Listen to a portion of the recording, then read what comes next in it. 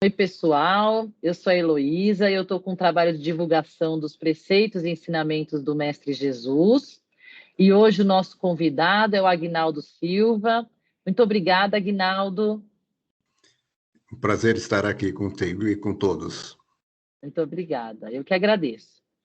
E vamos dar início ao Evangelho comentado, capítulo 21 do livro Jesus no Lar, o Rico Vigilante.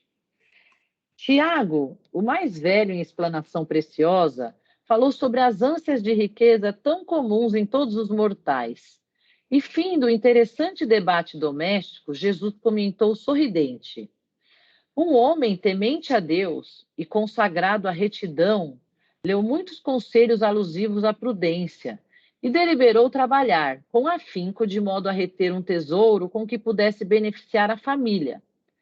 Depois de sentidas orações, meteu-se em várias empresas, aflito por alcançar seus fins. E por 20 anos consecutivos, ajuntou moeda sobre moeda, formando o patrimônio de alguns milhões. Quando parou de agir, a fim de apreciar a sua obra, reconheceu com desapontamento que todos os quadros da própria vida se haviam alterado, sem que ele mesmo percebesse.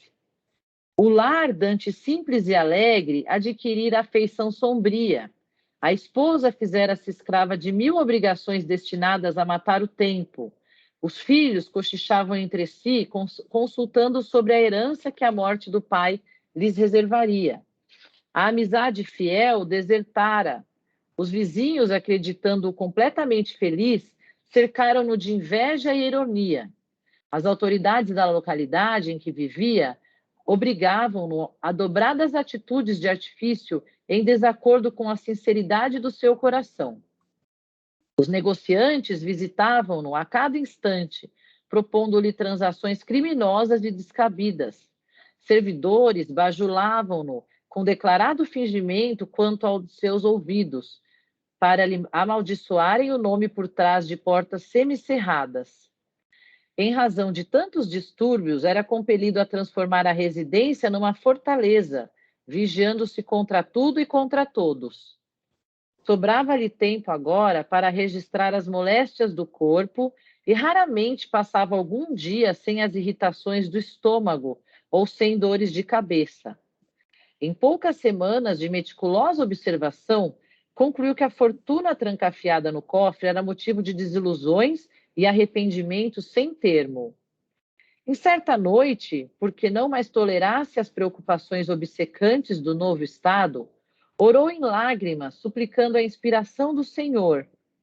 Depois de comovente rogativa, eis que um anjo lhe aparece na tela evanescente do sonho.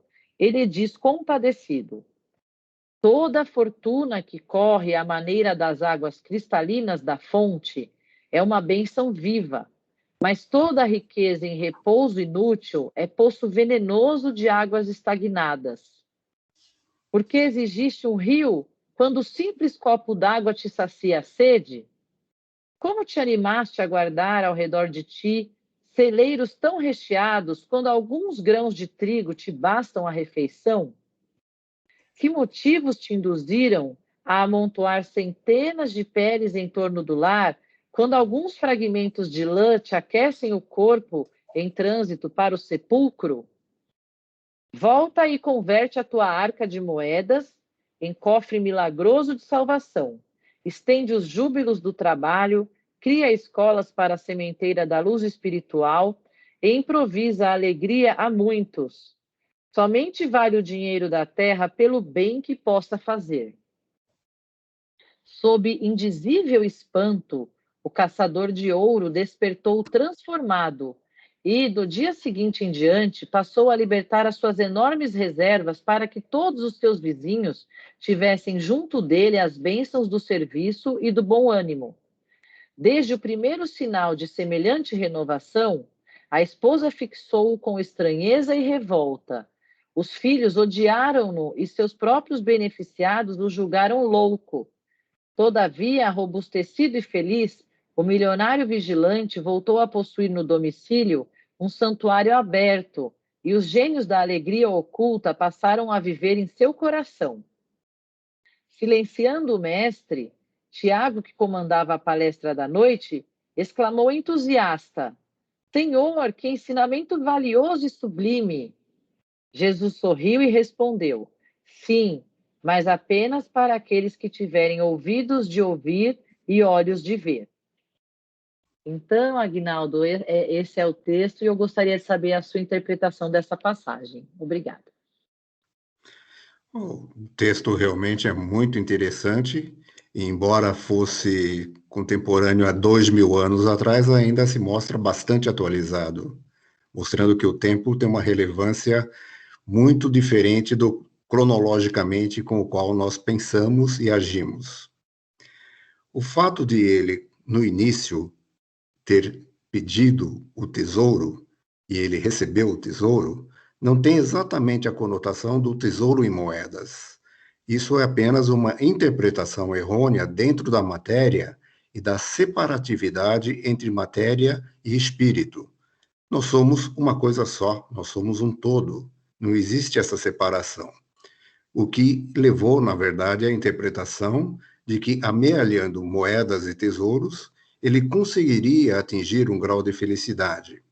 E perseguiu isso tão fiel e sagazmente que se isolou nesse propósito. E esse propósito, por si só, é separatista. O que realmente é o verdadeiro tesouro é a família, o amor, o espírito, o todo. Não existe essa separatividade mental que nos é incutida o tempo todo. Muito tempo depois, ele novamente, aí ele já tinha construído, então, uma vida em cima dessas crenças, desses valores que não levariam a nada, né? E principalmente em função de os outros, né? Opinião dos outros, julgamento dos outros, ele se conecta em uma meditação na qual ele tem o sonho e a revelação de que o caminho poderia ser outro.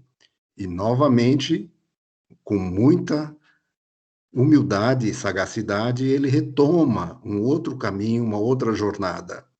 Mas aí ele tem que enfrentar os fantasmas que ele criou no passado e que o perseguem porque houve uma mudança. E mudança realmente é uma proposta muito desafiadora. É muito difícil mudar a si e quase que impossível mudar aos outros. Mas ele retoma esse caminho de compreensão, de desenvolvimento e vai espalhando esperanças e uma boa harmonia e equilíbrio dentro das ações futuras. Ele encontra um caminho que deveria ter sido o caminho desde os princípios. Não há que julgar ou punir com culpa, com restrições, a crença e a atitude pela qual desenvolveu, porque todos nós estamos aqui em uma missão de aprendizado, vivenciando as experiências que se encontram nesse planeta.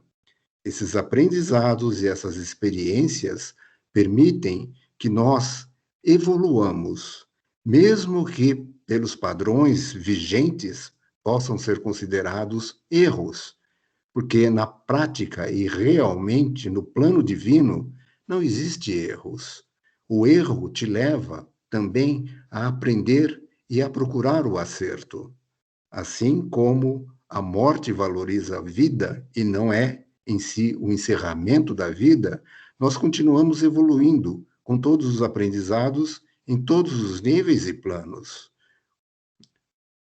A grande lição que eu entendo nesse fundamento, nesse capítulo, é a valorização de si, o encontro de si e de Deus. Se você observar bem, a palavra Deus, se você tirar o D e o S, deu o eu.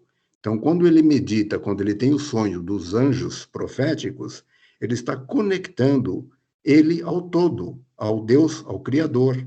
E aí passa a fazer parte dessa egrégora evolutiva também. Não há que culpar ou que recriminar. Ele usou o livre-arbítrio, fez as escolhas que julgou conveniente nos momentos em que se encontrava e seguiu em frente. E quando acreditou em novas revelações, também se transformou, que é parte do processo evolutivo. E essa liberdade de acreditar, de praticar e querer crescer, todos nós temos direito a ela e podemos exercê-la para o nosso futuro, para o nosso crescimento, em todos os níveis e em todos os planos. É assim que eu vi. Aguinaldo, achei fantástico a sua interpretação, muito interessante.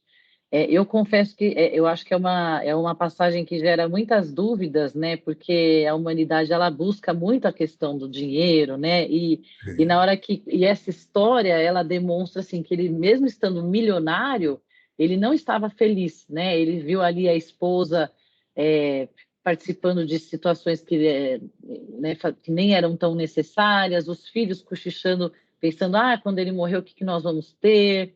Ele também só rodeado de pessoas falsas, de pessoas que não queriam o bem dele, que falavam também pelas costas dele. Então, começou a trazer aí a problemática do dinheiro, né? E aí, quando ele teve essa revelação, esse encontro com o anjo falou para ele ajudar as pessoas, né? Para que o dinheiro parado não é uma fonte positiva, que ele precisa fluir, né? Eu achei que foi interessante essa informação aqui que o anjo falou para ele. Ele Isso, falou mas assim, veja que o né? estado que ele Falou criou, isso. É. a vibração na Ah, qual ele acreditou e se conectou era uhum. simplesmente puramente material. É, Quando aí foi um desvio de jornada que ele teve, ó. que ele recupera mais tarde com a mensagem divina. E Sim. realmente a matéria não é o todo, a matéria é parte da jornada, é necessária, mas é apenas parte da jornada. O que traz Uhum. necessário a nós o equilíbrio, o amor, a paixão pelo desenvolvimento, pelo crescimento, compaixão pelos outros, que na verdade é muito mais sintetizada e praticada através do respeito.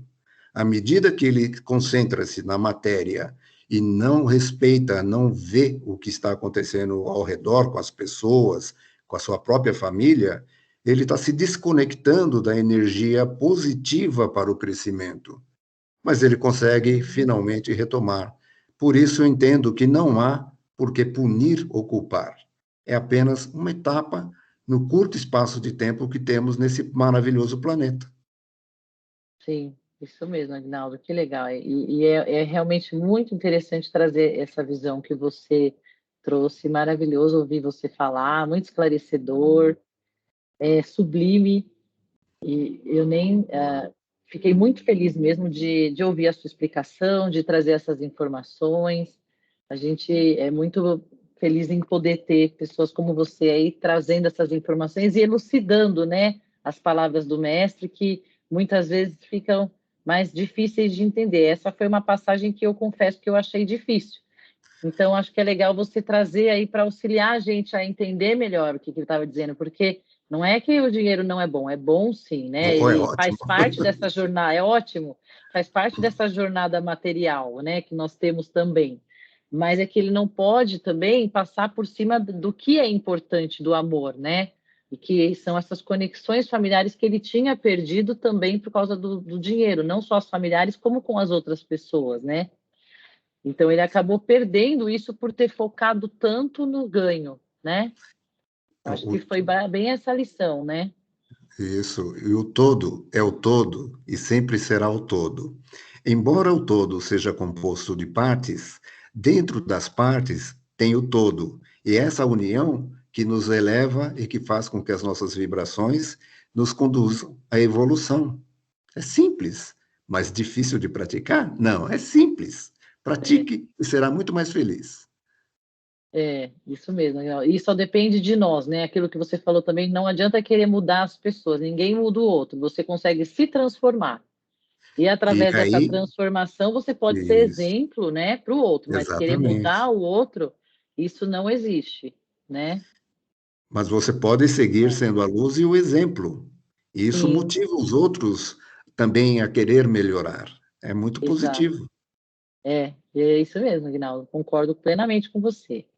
Então, eu quero te agradecer aqui formalmente, agradecer aqui a Aguinaldo Silva, muito obrigada, viu, pela sua explanação, foi ótimo. Foi um prazer. Obrigada. É E uma se você, honra. Ah, uma honra, a honra é minha. Muito obrigada Obrigado. mesmo, viu? A honra é minha. E se você quiser, deixe um comentário, contribua com o seu entendimento da passagem. O livro está disponível em PDF para você ver, também para compra. É o livro Jesus no Lar, tá? E Ok. agradeço novamente e obrigada a todos. Tchau, tchau. Obrigado, Elô. Um beijão. Obrigada. Beijão.